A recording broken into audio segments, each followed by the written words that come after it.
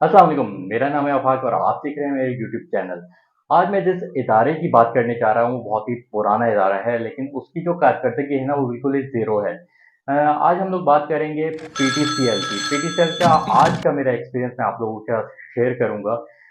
PTCL एक ऐसी company है जिसकी ज़रूरत ज़्यादातर ऑफ़िसेज़ वालों को ज़रूर पड़ती है। मतलब पीटीसीएल नंबर हर ऑफ़िस या हर कंपनी को उसकी ज़रूरत होती है।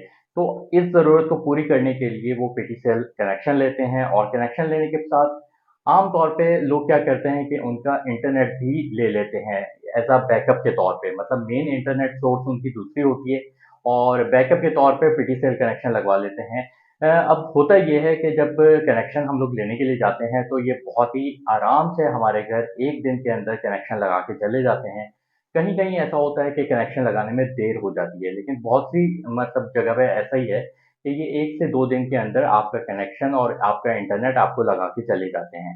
उसमें एक सिंपल सा फॉर्म होता है, उसको फिल करवाते हैं और फिल करवा के चले जाते हैं। मेरा एक्सपीरियंस क्या है कि मैंने अपने ऑफ़िस के लिए मतलब जो हमारी कंपनी है, हमारी कंपनी के पूरे पाकिस्तान में मुख्तलिफ जगह पे ऑफ़िसेज़ हैं, उन ऑफ़िसेज़ में ज़ाहिर है हर ऑफ़िस में पीटीसीएल कनेक्शन लगा हुआ है।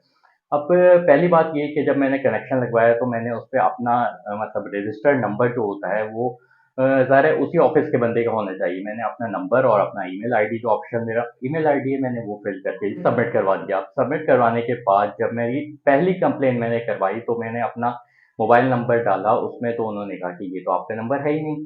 तो उन्होंने लास्ट के 3 डिजिट मुझे बताए कि ये आपके नंबर हैं। तो वो मुझे पता लगा कि मेरे ही एक कोलीग हैं जो कराची में ही होते हैं उनका नंबर है, ठीक है, वो नंबर मैंने डाल दिया, उसके बाद जब ईमेल आईडी डालने की बारी आई, तो ईमेल आईडी भी किसी और का डला हुआ था। ये सब मामला हो गया, उसके बाद तकरीबन 4-5 महीने तक उनकी इंटरनेट सर्विस जो थी वो बंद रही। मतलब मैं कंप्लेन करवाता हूँ, 1 दिन के लिए चलती है, दूसरे दिन बंद हो जाती है। 1 दिन चलती है, दूसरे दिन ये मैं बात कर रहा हूँ गुलशन के एरिया की।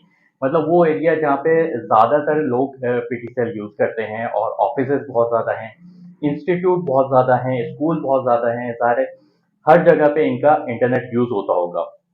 उस एरिया की बात कर रहा हूँ जो बिज़नेस हब है, तो वहाँ पर ये सूरत-ए-हाल है, तो बाकी एरिया में क्या सूरत-ए-हाल होगी वो आप लोग बेहतर जान सकते हैं।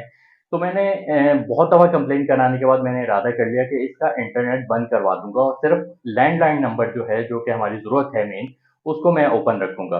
तो जब मैं बंद करवाने गया तो फिर उन्होंने मतलब डिवाइस मुझसे माँगे, डिवाइस के साथ जो भी एक्सेसरीज़ उसके साथ उन्होंने दी थी, वो सारी माँगी और उसके बाद उन्होंने कहा कि आप कंपनी का अथॉरिटी लेटर नहीं लेके आए। क्योंकि मैं कंपनी का लेटर हेड में लेके गया हुआ था, उस पे लिखा हुआ था कि हमें ये डिवाइस नहीं चाहिए, मतलब हमें अब इसकी ज़रूरत नहीं है। ड्यू टू मतलब आप लोगों की सर्विसेज़ ऐसी नहीं है कि हम लोग यूज़ कर सकें, तो उसपे ये रीज़न लिखा हुआ था। तो उन्होंने कहा अथॉरिटी लेटर जो कि आपके नाम पे होना चाहिए, आपका सीएनआईसी नंबर डला होना चाहिए, वो भी बना के लेके आएँ। तो ठीक मैंने कहा ठीक है, चलिए वो भी बनवा लेता हूँ। क्योंकि जब मैंने लगवाया था तो ये सब चीज़ें इन्होंने नहीं पूछी थी मुझसे ना। कि आप कौन हैं? क्या आप मतलब कंपनी आपको ऑथराइज़ करती है कि आप ये कनेक्शन कंपनी के नाम पे लगवाएँ? ऐसा कुछ नहीं पूछा था, लेकिन जब बंद करने जा रहा हूँ तो ये सब कुछ पूछ रहे हैं। फिर उन्होंने एनटीएन नंबर माँगा, एनटीएन नंबर का उन्होंने कहा कि एनटीएन नंबर का हमें जो कॉपी होती है वो भी चाहिए होगी है, वो एफबीआर से निकलवानी पड़ती है। वो कॉपी निकाल के उनको दें और अगर मैं उनसे पूछ लेता कि आज तक जितना टैक्स आप मुझसे लेते गए हैं, ज़रा वो तो उसकी डिटेल तो मुझे दिखाएँ, तो फिर वो ना दिखा सकते। तो ये हाल है हमारे ऐसे कौमी इदारे का जो कि बहुत बरसों से चलता आ रहा है, लेकिन वो आज तक अपनी सर्विस को बेहतर नहीं कर सका, अपने कस्टमर से को बेहतर डील नहीं कर सका, अपने कस्टमर को इंतहाई बुरे तरीके से डील करता है। अभी लास्ट जब मेरा विज़िट हुआ वहाँ पे तो फिर वहाँ एक साहब खड़े हुए थे और वो कह रहे थे कि भई मुझे अपना इंटरनेट बंद करवाना है और उनका कहना ये था कि आपके ऊपर एक और कनेक्शन डला हुआ है, पहले वो बंद करवाएँ और वो साहब कह रहे थे भई वो कनेक्शन मैंने नहीं लिया, वो ज़बरदस्ती आप लोगों ने डाला है। ये चीज़ मैं भी भुगत चुका हूँ। तो इस तू समझा? हाँ। नहीं, तू समझा नहीं। तरह के जो इदारे होते हैं ना, उनमें कनेक्शन लेना तो बहुत आसान होता है क्योंकि उनको जो अपनी प्रोडक्ट सेल करनी होती है, वो सेल नहीं हो रही होती है, तो वो बहुत जल्दी सेल करने के लिए आपके पास पहुँच जाते हैं। लेकिन जब बंद कर रहे होते हैं ना, तो वो आपको रुला देते हैं।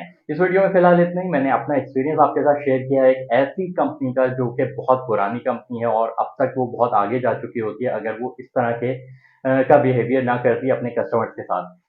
अपना और अपनी फैमिली का ख्याल रखिएगा। अल्लाह हाफ़िज़।